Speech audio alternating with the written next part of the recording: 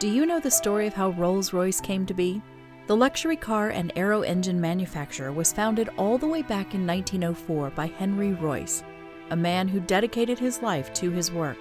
That work would pay off as the company became one of the most well-known brands on the planet. Rolls Royce set records with their world-class motor vehicles and aircraft throughout the early 1900s with their innovative designs. Today, the company remains a leader in motor vehicle manufacturing. But how did Rolls Royce get to this point? And who was Henry Royce anyway? His story was one full of trials and tribulations as he helped put Rolls Royce on the map.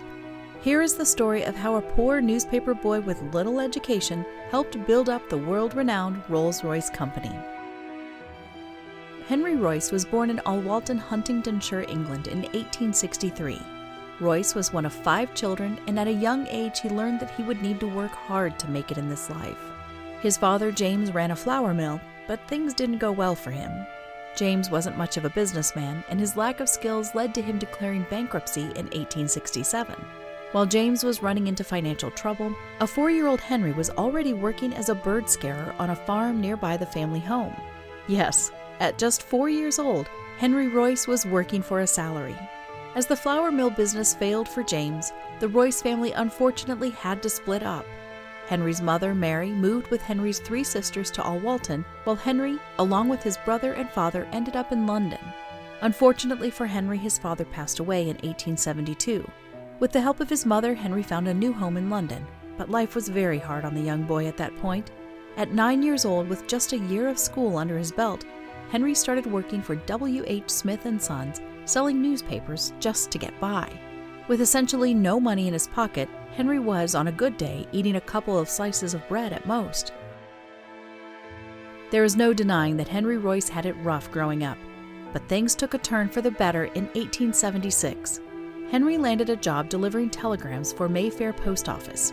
Interestingly enough, his future partner in business, Charles Rolls, was born during the 2-year period Henry spent doing this job and lived in the area that Henry worked in. Given that, it's possible that Henry was the one delivering telegrams congratulating Rolls' parents on the birth of their son. Following Henry's time as a telegram delivery boy, he embarked on his journey as an engineer. With the help of his Aunt Catherine, Henry landed an apprenticeship at Great Northern Railway. Catherine helped with paying fees, and Henry had the chance to get hands-on experience with his passions. On top of that, Henry had the chance to finally get some education. During his apprenticeship, he was able to study various subjects, including math, English, and what would end up becoming integral in his career, the new concept known as electricity. Sadly, the financial situation got hard again for Henry and his family, and he was forced to leave the apprenticeship as his aunt couldn't help with the payments to Great Northern Railway anymore. Once again, Henry found himself with his back against the wall. But he managed to find work at Greenwood and Bately in Leeds as a toolmaker in 1880.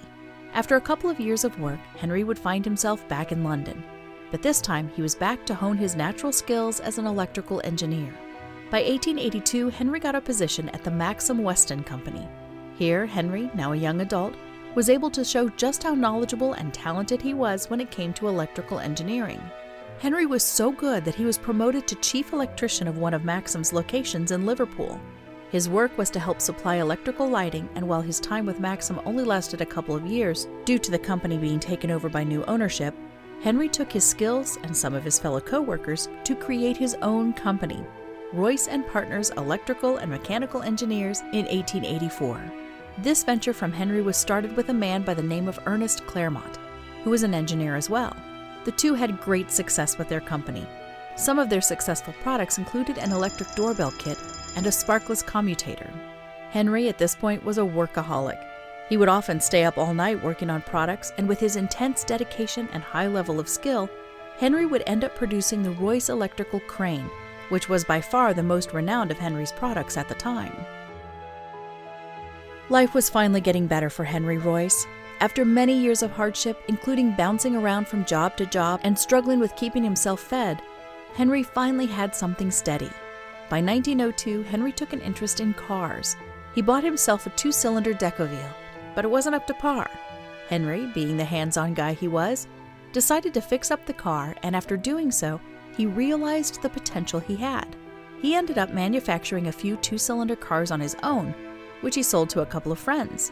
One of those cars was sold to his close friend and business partner, Ernest Claremont, and another was sold to Henry Edmunds, who was at the time friends with Charles Rolls. Rolls had his own car showroom and was in the business of selling cars himself. Edmunds showed his new 2-cylinder car to Rolls, who was very impressed with the vehicle, even though he himself preferred 3- or 4-cylinder models. Henry Royce and Charles Rolls would have a historic meeting at Midland Hotel in 1904. Shortly after the meeting, the two came to an agreement. Henry was to manufacture as many cars as he could make, and Charles was to sell them. The two formed a highly successful partnership. All the vehicles being sold were called Rolls Royce, and the first one the two put out onto the market was known as the Rolls Royce 10 HP. The partnership became official, and Rolls Royce Limited was born. As soon as 1907, just a couple of years into the company's storied history, the cars were winning awards because of how good and reliable they were. Unfortunately, the partnership was short-lived as Rolls passed away in an aircraft crash in 1910. Henry remained hard at work, though, and kept on innovating. Rolls-Royce then took a dive into the world of aircraft design, and its first product within the space was the Rolls-Royce Eagle. It was even used by the Allied forces during World War I for how solid of a model it was. Poor health would at times hinder Henry. Because of his history of not eating well and often working himself extremely hard, he would fall ill on multiple occasions. In 1912, Henry had a major operation, and doctors told him that he only had a few months to live. This didn't stop Henry from pursuing his passion, though. Henry kept designing and got healthy enough to keep moving forward with his work. Towards the end of his life, Henry Royce continued to pour his heart out into his passion for engineering and designing. In 1928, he came up with the blueprint for the aero-engine while out for a walk along the beach with some of his friends. He actually sketched out his ideas in the sand during his walk. Those sketches would eventually lead to the creation of the aero-engine, which at the time set the record for being the fastest aircraft in the world. Again, Henry's inventions won him numerous accolades, one of them being the Schneider Trophy in 1929.